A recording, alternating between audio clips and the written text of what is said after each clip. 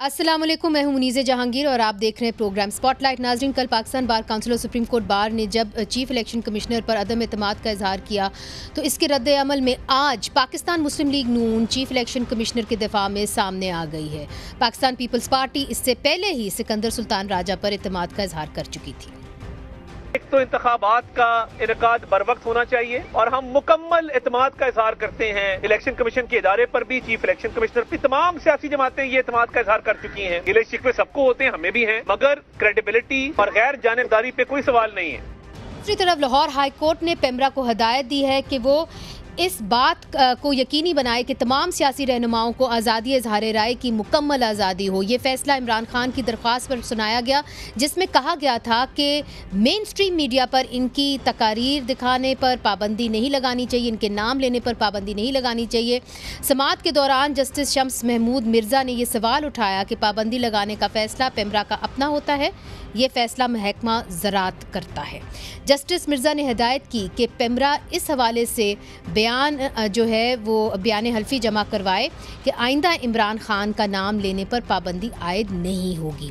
एक और अहम केस की आज इस्लामाबाद हाई कोर्ट में समाअत हुई, जिसमें अटॉर्नी जनरल ने अदालत को आगाह किया कि हुकूमत पाकिस्तान ने किसी भी खुफिया अदारे को लोगों की टेलीफोनों की गुफ्तगू रिकॉर्ड करने की इजाज़त नहीं दे रखी, और अगर कोई इदारा ऐसा करता है तो ये एक गैर कानूनी अमल है। इन तमाम अमूर पर बात करने के लिए इस वक्त हमारे साथ मौजूद हैं पाकिस्तान पीपल्स पार्टी के सरफराज बुख्ती साहब। बहुत बहुत शुक्रिया, आपने हमें ज्वाइन किया, और अभी हाल ही में वो निगरान वज़ीर दाखिला भी रह चुके हैं।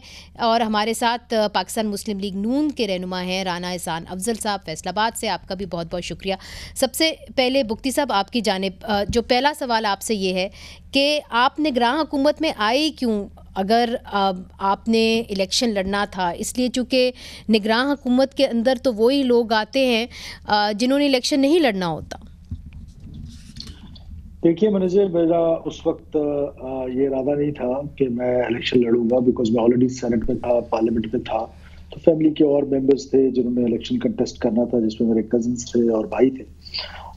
उस वक्त जब मैंने ये डिसीजन लिया तो मेरे दिमाग में प्योरली यही था कि स्टेट ऑफ पाकिस्तान की शायद उस पोजीशन में रह के कोई ऐसी खिदमत की जाए, कुछ इस तरह के बोल्ड डिसीजंस लिए जाएं जो डिसीजंस पॉलिटिकल गवर्नमेंट्स में because of certain political reasons bold decisions लेते हुए थोड़ी सी घबराहट होती है। तो जिसमें अफगान रिपेट्रिएशन हुआ बाद में, और फिर policy one document regime, so and so on, smuggling. तो वो एक कॉज थी कि स्टेट ऑफ पाकिस्तान को शायद हमारी जरूरत है। और मगर सरफराज बुख्ती साहब, कत्ता कलामी माफ़, आप बुरा ना मनाइएगा, मगर ये जो आर्टिकल 224 है ये बड़ी क्लियरली कहता है कि जो केयर टेकर मिनिस्टर्स हैं वो फिर इलेक्शन नहीं लड़ सकते। तो क्या आपने इस आर्टिकल को पढ़ा नहीं था? चूँकि आप अगर केयर टेकर इंटीरियर मिनिस्टर थे तो उसके बाद आप वो जो इलेक्शन आ रहा है वो आप लड़ नहीं सकते। देखिए ये फैसला जो है वो अदालतें जो है वो करेंगी। बुनियादी बात ये है कि कॉन्सेप्ट इसका ये है कि जो कॉन्स्टिट्यूशन में 199 है या 224 है, 224 तो ये कहता है कि केयर टेकर मिनिस्टर जो है वो इलेक्शन नहीं लड़ सकते। तो at the moment I am not a care taker minister. बुनियादी तौर पे मेरी ये अंडरस्टैंडिंग है, बाकी इसकी इंटरप्रिटेशन जो है लॉ एक्सपर्ट्स दो डिफरेंट तरीके से कर रहे हैं, और उसमें मैं समझता हूँ कि जो मुझे इंटरप्रिटेशन मिली है वो यही है कि इसमें जो कॉन्स्टिट्यूशन है वो एज केयर टेकर मिनिस्टर जो है वो इलेक्शन को रोकता है, उसको इलेक्शन की इजाजत नहीं देता। लेकिन now I am not a minister और I am a normal citizen, और मैं उसमें कंटेस्ट करने जा रहा हूँ। अब ये डिपेंड करता है कि इसकी इंटरप्रिटेशन सुप्रीम कोर्ट तक जाएगी या हाई कोर्ट्स करेंगी, या शायद इंटरप्रिटेशन की जरूरत ना पड़े, बिकॉज मैंने शेड्यूल से पहले ही रिजाइन कर दिया था। राना एहसान साहब, आपकी क्या अंडरस्टैंडिंग है? आप वकील तो नहीं है मगर आप उम्मीदवार ज़रूर हैं, और आर्टिकल 224 जो है बड़ा क्लियर है। इसके अंदर वो कह देता है कि जी members of the caretaker cabinet including the caretaker prime minister and the caretaker chief minister and the immediate family members shall not be eligible to contest the immediately following elections to such assemblies. मानी कि जो भी election उसके बाद हो रहा है आप वो कंटेस्ट नहीं कर सकते। बिस्मिल्लाह रहमान रहीम। देखिए डेफिनेटली जो आपने आर्टिकल पढ़ा है, और वैसे भी अगर आप सोचें तो ऐसा ही होना चाहिए है कि जो केयर टेकर सेटअप होता है वो एब्सोल्युटली न्यूट्रल होना चाहिए और उसका झुकाव किसी तरफ नहीं होना चाहिए। लेकिन जब फिर कोई उस केयर टेकर सेटअप से कोई पार्टी को ज्वाइन कर ले। और केयर टेकर वैसे ही देखें, it's is a very short period. असूली तौर पे तो ये 90 दिन या 60 से 90 दिन के अंदर होना चाहिए आइन के मुताबिक, 60 से 90 दिन के अंदर। तो वो मकसद ही ये है कि उस बंदे ने इलेक्शन नहीं लड़ना और एक न्यूट्रल हैसियत के अंदर जो है एग्जिस्ट करना है और इलेक्शंस की कॉन्डक्ट के अंदर मदद करनी है ईसीपी की। तो अगर आप उसको 2-3 महीने या 80% टेन्योर को आप जो है उसमें आप एक जिम्मेदारी के ऊपर आप बैठे हुए हैं और उसके बाद आप वो 20% जब या 10% रह जाए तो आप रिजाइन करके एक पार्टी को ज्वाइन कर लें और इलेक्शन की तरफ बढ़े, तो डेफिनेटली इट साउंड्स कि it should not be this way. और जो आपने आर्टिकल पढ़ा, अगर उसकी भी अंडरस्टैंडिंग इसी तरह ही आती है। ठीक है, तो आपकी अंडरस्टैंडिंग ये हमारे साथ एक वकील भी हैं, नईम हैदर पंजोता, पाकिस्तान तहरीक इंसाफ को रिप्रेजेंट कर रहे हैं, मगर उनसे पूछा तो जा सकता है। नईम हैदर साहब, आपकी क्या अंडरस्टैंडिंग है कि सरफराज बुख्ती साहब जो है वो एलिजिबल होंगे इलेक्शंस लड़ने के लिए, चूंकि वो केयर टेकर इंटीरियर मिनिस्टर रह चुके हैं? बहुत शुक्रिया जी, बड़ी नवाजिश जी। बात यह है कि मैं तो नहीं समझता कि केयर टेकर जो सेटअप के अंदर ये थे मिनिस्टर थे और ये इलेक्शन लड़ सकते हैं, लेकिन इंटरप्रिटेशन की अगर बात की जाए तो जैसे नवाज शरीफ साहब की इंटरप्रिटेशन अभी से स्टार्ट हो गई है कि उनका केस जो है छुट्टियों के बाद फौरन ही काजी फैसले साहब सुनने जा रहे हैं, इसीलिए कि जेकेटी और वो सारे जो हैं अहल होकर फिर उनको मसनद के ऊपर बैठाया जाए। दूसरी तरफ हमारे नॉमिनेशन पेपर्स लेने के लिए लोग जाते हैं तो उनको पेपर्स लेने की इजाजत नहीं है, वहाँ पर लोगों को गिरफ्तार किए जा रहे हैं अगर थ्रू अटॉर्नी जाते हैं। नहीं, कौन आपको मना करता है? ये बात आप खुल के बताएं कि आपको आपके लोग जब नॉमिनेशन पेपर्स लेने जाते हैं तो आपको मना कौन करता है? देखें, जो रिटर्निंग ऑफिसर्स हैं यहाँ पर आपके सामने बड़ा वाज़ेह है कि डिस्ट्रिक्ट रिटर्निंग ऑफिसर और रिटर्निंग ऑफिसर डिप्टी कमिश्नर और एसी हैं। तो आज भी मियाँ वाली के अंदर जो है हमारे भाई कुलीग हैं बैरिस्टर उमैर नियाजी, उनके वालिद साहब गए हैं पेपर लेने के लिए और वापसी पर डीएसपी साहब ने उनसे पेपर छीन लिए हैं। इसी तरह से शौकत बसरा साहब हैं, तो वो उन्होंने वकला को भेजा है, तो वकला को पुलिस ने गिरफ्तार कर लिया और थाने में बंद कर दिया है। ठीक है जी, और यही तरीक़ाकार किया जा रहा है कि जो लोग पेपर देने का इरादा रखते हैं तो वो मुतलका वहाँ पर लोगों को पता होता है कि ये फॉर्म जमा करवाने का इरादा रखते हैं, तो पुलिस जो है वो मुख्तलिफ जरिए से पता करके कि ये है लोग, तो उनको पहले ही धमकियां दी जा रही हैं कि आप अप्लाई ना करें।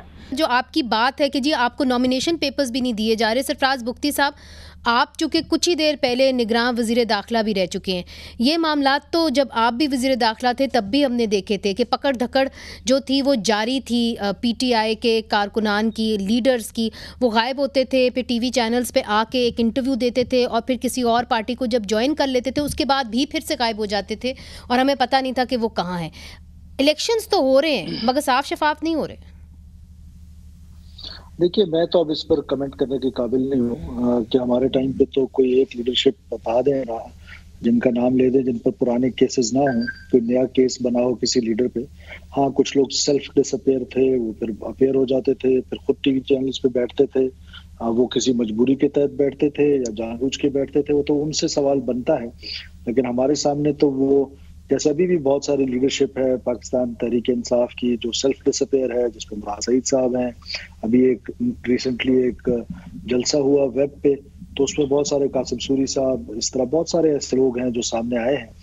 तो अगर ये चीज़ें जिस तरह अभी ये वकील साहब बता रहे हैं स्पेसिफिक, मुझे तो नहीं मालूम, ज़ाहिर है इस पर पंजाब गवर्नमेंट इस पर कमेंट कर सकती है।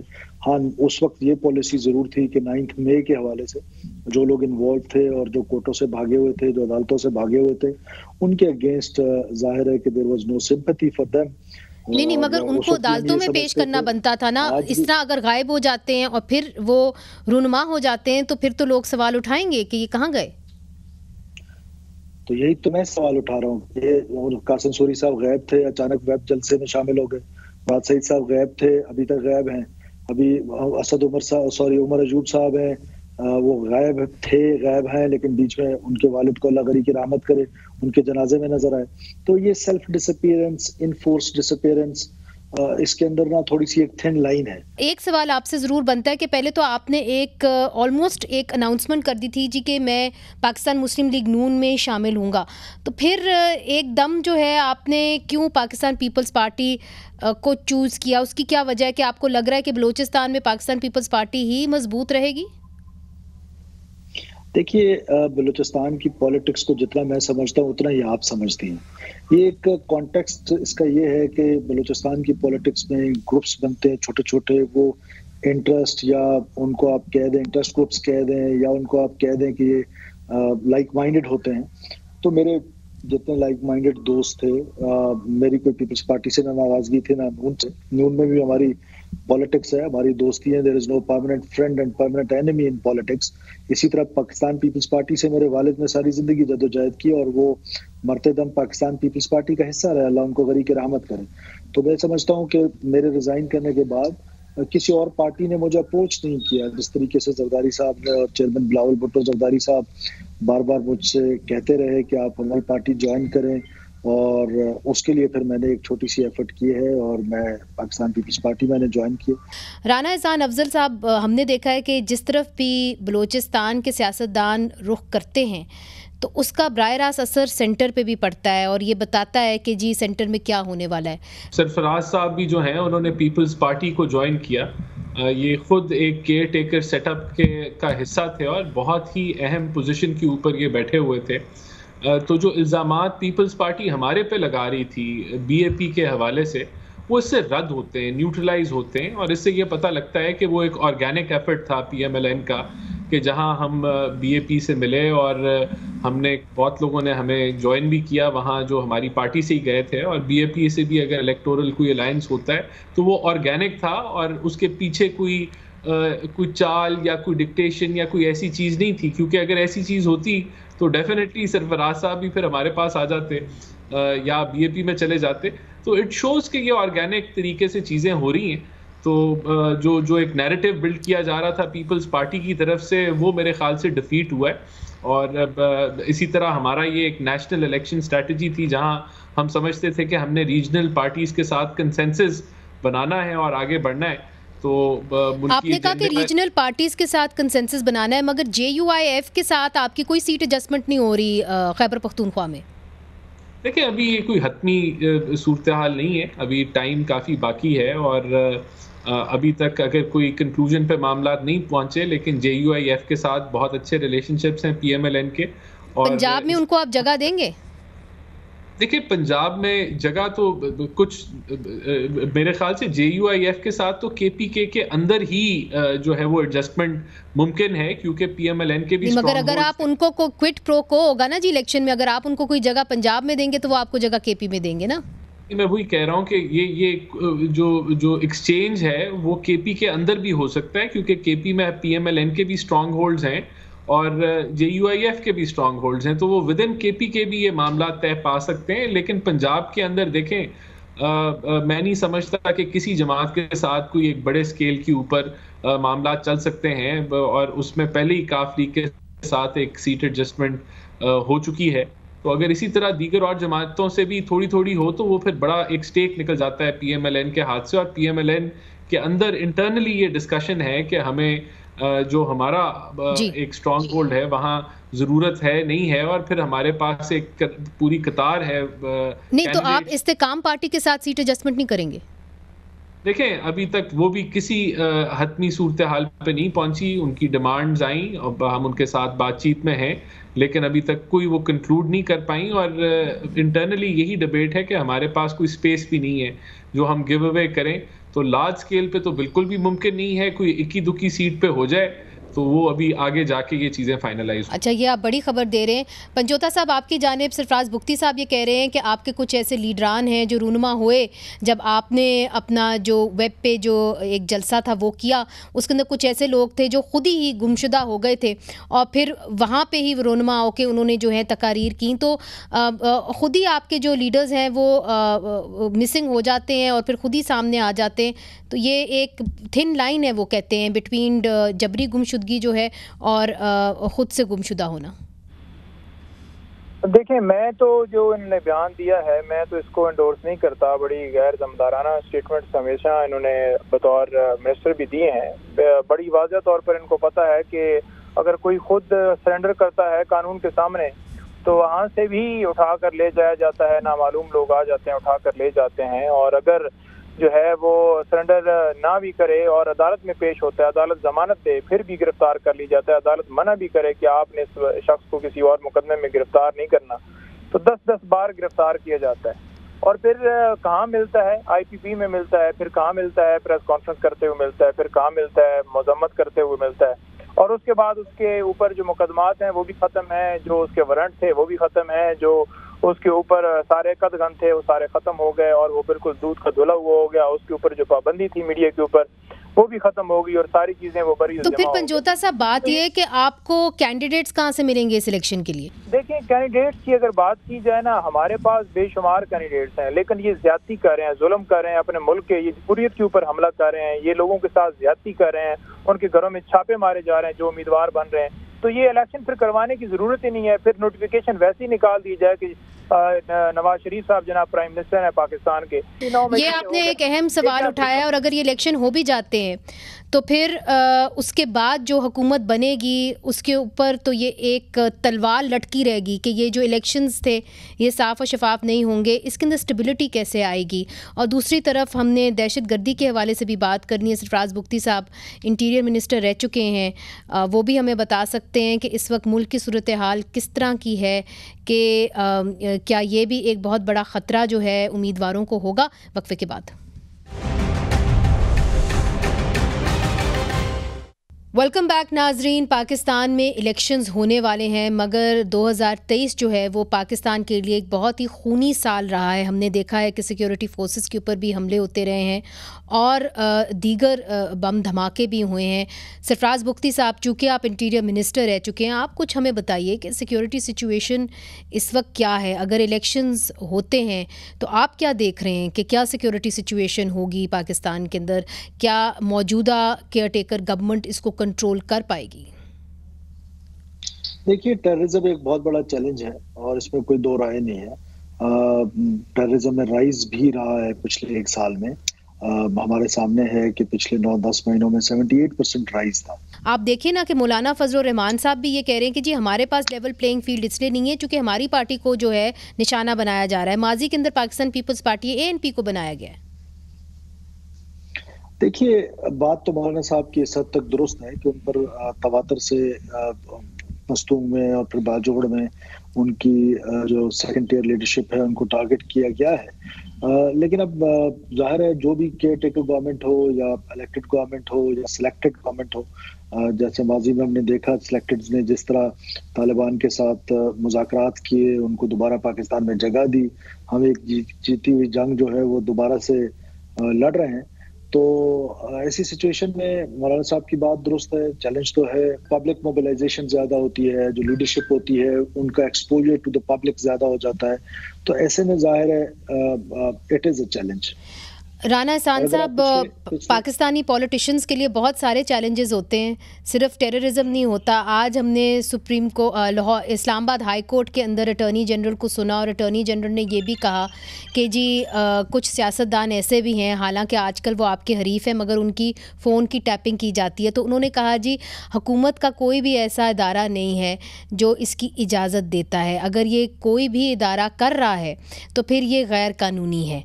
आप क्या समझते हैं कि इलेक्शंस आ रहे हैं उसके अंदर सिर्फ आपको एक ही टेररिज्म से ही आपको ख़तरा होगा, या आप समझते हैं कि जिस तरह से आप लोगों की सर्वेलेंस भी की जाती है वो भी मुश्किल हो जाता है सियासतदानों के लिए फिर इलेक्शंस में और सियासत करना पाकिस्तान में?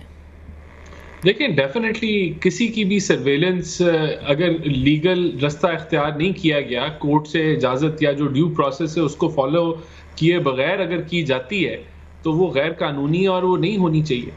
और अगर वो होती है और फिर उसके इलेक्शन कैंपेन के ख़िलाफ़ यूज़ होती है, किसी और मकसद के लिए इस्तेमाल होती है, तो उसको कोई भी सपोर्ट नहीं कर सकता। इसकी तो तहकीकात होनी चाहिए है। और जब भी ऑडियो लीक्स आई, हमने तो डिमांड किया कि ऑडियो लीक्स का जो कंटेंट है, जहां उसके ऊपर भी तहकीक होनी चाहिए है और जो सोर्स है उस लीक का उसके ऊपर भी जो है वो नज़रसानी करनी चाहिए। दोनों एस्पेक्ट्स पहलू जो हैं वो इम्पॉर्टेंट है। जहाँ तक देखें सिक्योरिटी की बात है, ये रियल कंसर्न्स हैं। कोई भी अंडर लाइफ थ्रेट जो है अपनी इलेक्शन कैंपेन उसके लिए करना बहुत मुश्किल है। मगर आप इसकी मजम्मत करते हैं जो इमरान खान साहब की जो बीवी एलिया हैं, बुशरा बीबी, उनकी भी फ़ोन टैपिंग की गई। आप समझते हैं कि इसकी मजम्मत होनी चाहिए, गैर कानूनी था, नहीं होनी चाहिए थी?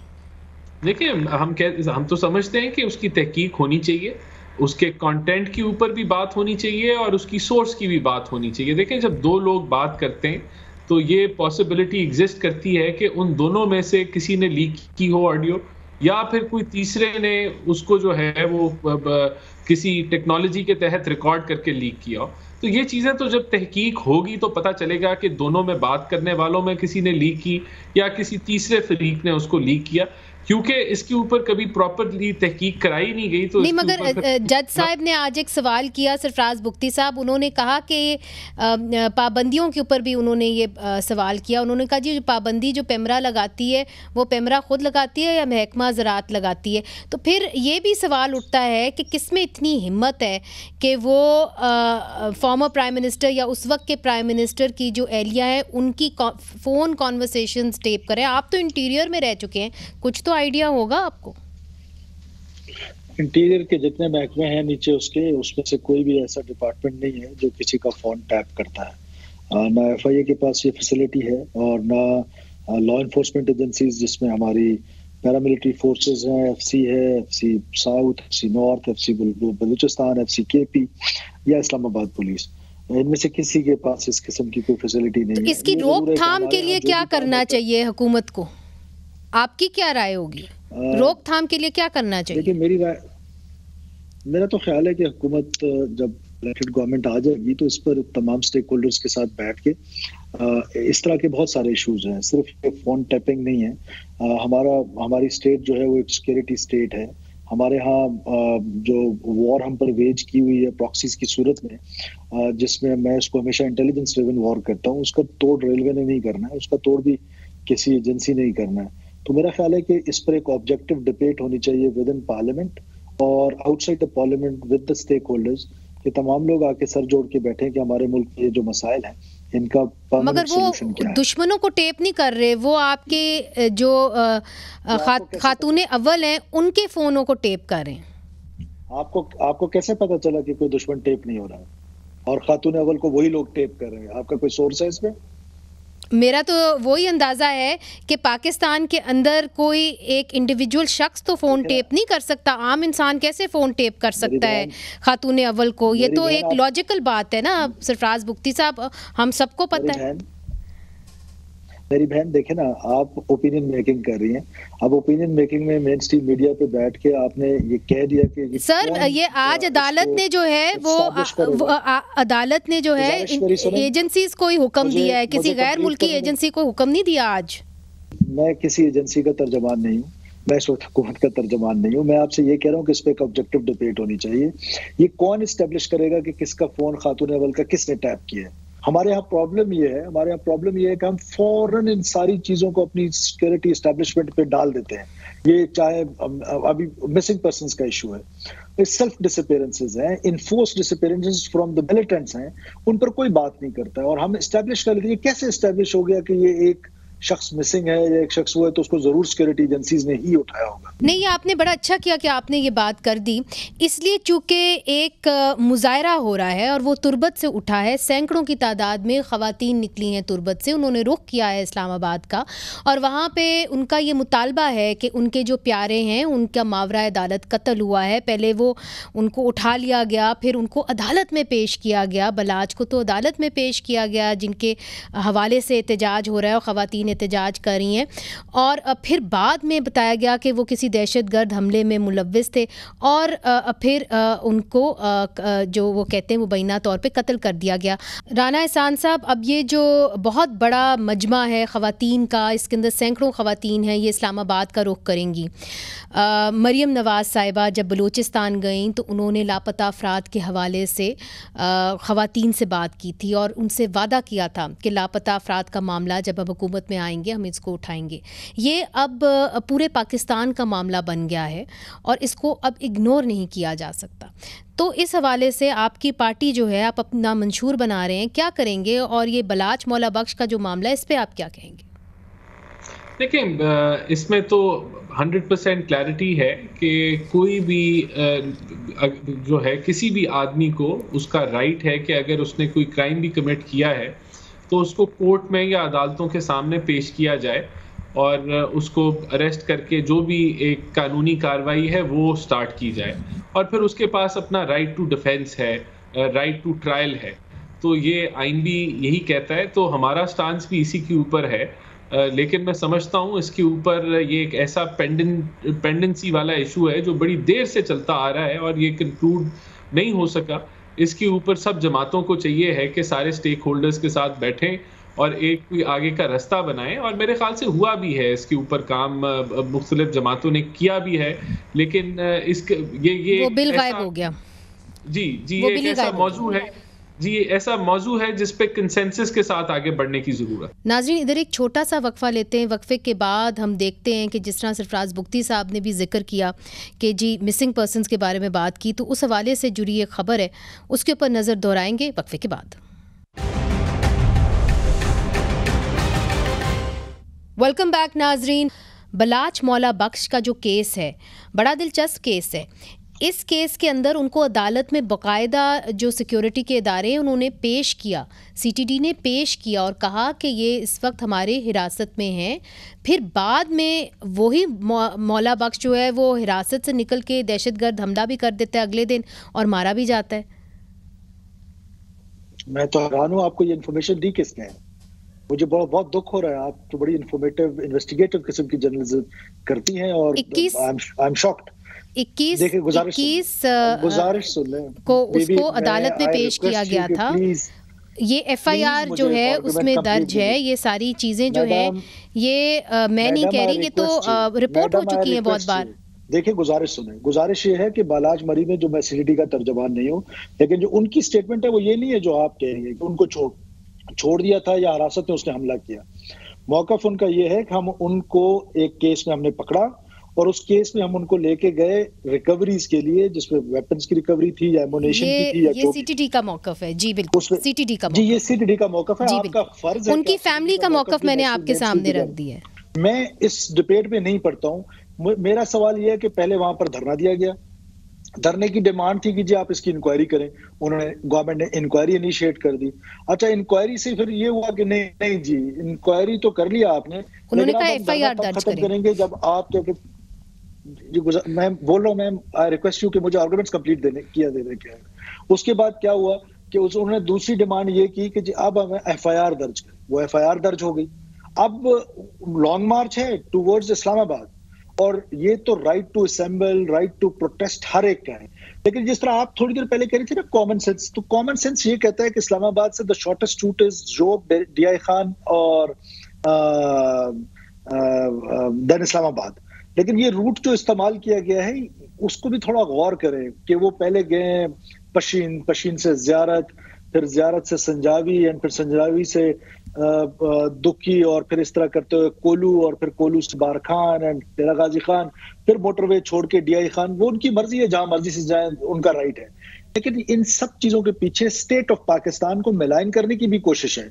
अब ऐसे नारे भी खुशदार में लगे हैं कि आजाद बलूचिस्तान के, तो क्या CTD का जिस दिन खुशदार में ये जलूस पहुंचा है उसी दिन CTD के जो इंचार्ज थे खुशदार के, उनको बम धमाके में शहीद कर दिया। एक सवाल का जवाब दें कि इतनी सैकड़ों की तादाद में अगर लोग निकले हैं, और human rights commission of Pakistan भी इसकी मजम्मत कर रही है और कहती है कि मावराए अदालत कत्ल एक हकीकत है बलूचिस्तान के अंदर, लापता अफराद एक हकीकत है बलूचिस्तान के अंदर, तो इसको जो स्टेट है इग्नोर करके क्या हासिल करेगी? वो हासिल करेगी जो मैंने CTD का जो मारा गया खुशदार में, आपने मेरा आर्गुमेंट कंप्लीट नहीं होने दिया, उसकी मजम्मत क्यों नहीं की किसी ने? अच्छा, जो 14 फौजी मारे गए उस पर क्यों नहीं किसी ने जुलूस निकाला, किसी ने मुज़ाहरत नहीं की?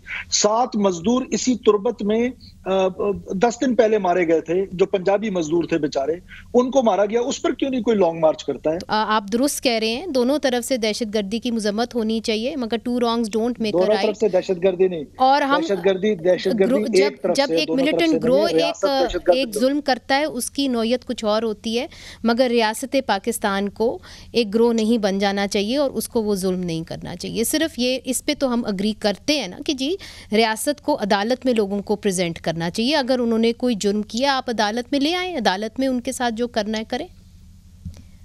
यही हमारा मौक़िफ़ उस वक्त भी था, अब भी है, आज भी है कि कोई जस्टिफिकेशन नहीं है अगर कोई मिसिंग है, लेकिन इस पर पूरा प्रोग्राम करें, इस पर पूरी ऑब्जेक्टिव डिबेट करें, इस पे पार्लियामेंट पे डिबेट होनी चाहिए और तमाम ऑब्जेक्टिव डिबेट के बगैर ये इशू रिजॉल्व नहीं होगा। बहुत बहुत शुक्रिया सरफराज बुख्ती साहब, आपने हमें ज्वाइन किया और बड़े तहम्मुल से हमारे सख्त सवालों का जवाब दिया। आप हमेशा जो है बड़े तहम्मुल से देते हैं, आपका बहुत बहुत शुक्रिया। और राना एहसान साहब भी हमारे साथ मौजूद थे, पंजोता साहब भी हमारे साथ मौजूद थे। मगर नाजरीन, इस वक्त जो पाकिस्तान की आवाम है वो रियासत पाकिस्तान की तरफ देख रही है और वो चाहती है कि यहाँ पे साफ़ और शफाफ इंतखाबात हों, ताकि ऐसे भी नुमाइंदे आएँ जो इस मुल्क के जो बड़े गंभीर मसले हैं उनको एक जमहूरी तरीके से, एक जमहूरी जहनियत से जो है उसको रिज़ॉल्व करने की कैपेसिटी रखें। मुनीज़ जहांगीर को इजाज़त दीजिए। खुदा हाफ़िज़।